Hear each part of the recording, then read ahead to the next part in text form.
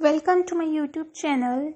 In the last video, we have discussed about the features of accounting. Today, we will discuss about some objectives of accounting. First objective of accounting is to keep systematic record of business transactions. तो सबसे पहला जो main objective accounting का रहेगा वो यही है कि जितनी भी बिजनेस ट्रांजेक्शन्स हो रही है उसका कंप्लीट रिकॉर्ड होना बहुत ज़्यादा ज़रूरी है, क्योंकि अगर हमने कंप्लीट रिकॉर्ड बना रखा है तो कोई भी ओमिशन और फ्रॉड की पॉसिबिलिटी नहीं होगी। इसी पर्पज़ से जितनी भी बिजनेस ट्रांजेक्शन्स होती है वो फर्स्ट ऑफ ऑल हम उसको जर्नल या सब्सिडरी बुक में रिकॉर्ड करते हैं और एट लास्ट हम बाद में उसको लेजर में पोस्ट करते हैं। Second objective of accounting is to calculate the profit or loss.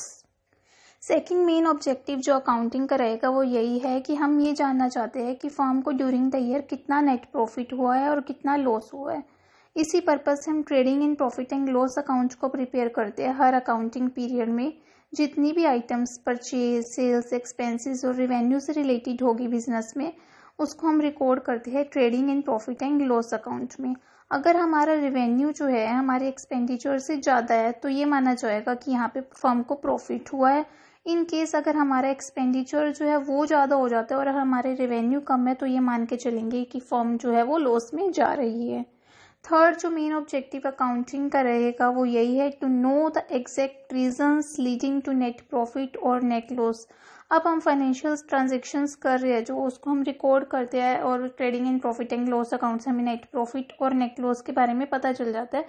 तो हम यहाँ पे ये देखते हैं कि एग्जैक्ट रीज़न को फाइंड आउट करते हैं कि अगर हमें नेट प्रॉफिट हो रहा है तो उसके पीछे क्या रीज़न है और अगर हमें लॉस हो रहा है फर्म को तो उसका क्या रीज़न है। तो एग्जैक्ट रीज़न को जानना भी जो है वो मेन ऑब्जेक्टिव रहता है अकाउंटिंग में। Next objective of accounting is to ascertain the financial position of the business.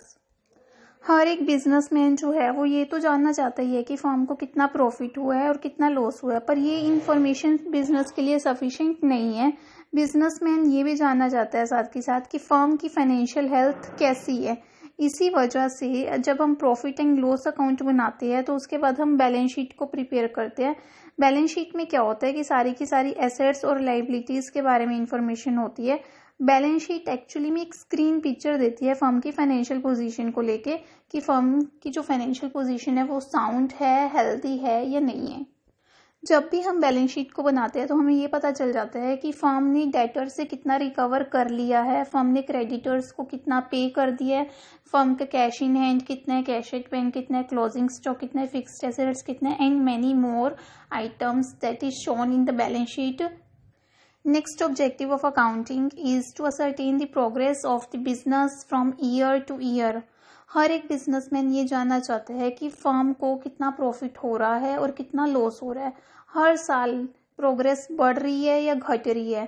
तो ये इन्फॉर्मेशन फर्म की कभी पता चलेगी जब हम अकाउंटिंग फाइनेंशियल स्टेटमेंट्स को प्रिपेयर करेंगे, प्रॉपर अकाउंट्स को रिकॉर्ड करेंगे, मेंटेन करेंगे, तभी जाके हमें फर्म की एक्चुअल प्रोग्रेस के बारे में पता चलेगा।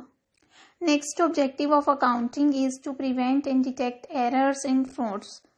हर एक बिजनेसमैन ये चाहता है कि जो भी वो ट्रांजेक्शन्स वो डेली बेसिस पे कर रहा है उसमें एरर्स और फ्रॉड्स जो है वो कम से कम हो। इसी वजह से हम टाइमली बेसिस पे अपने अकाउंट्स को बुक्स ऑफ अकाउंट्स में रिकॉर्ड कर देते हैं ताकि किसी भी एरर और फ्रॉड से जो है बचा जा सके। Next is to provide information to various parties. जैसा कि हम सब जानते हैं कि बहुत सारी इंटरेस्टेड पार्टीज है, जैसे कि ओनर्स हो गए, इन्वेस्टर्स हो गए, क्रेडिटर्स हो गए, एम्प्लॉयज़ हो गए, गवर्नमेंट अथॉरिटीज़ होगी। ये सारी इंटरेस्टेड पार्टीज जो है रेगुलर बेसिस पे कंपनी पे विजिट नहीं कर सकती, तो इनको ये बहुत सारी इन्फॉर्मेशन के बारे में पता लगाना चाहती है कि फर्म कैसी चल रही है, फर्म ग्रो कर रही है नहीं कर रही।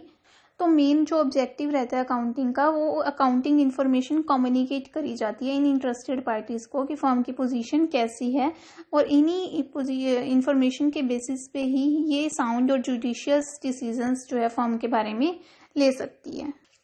So this is about the objectives of accounting.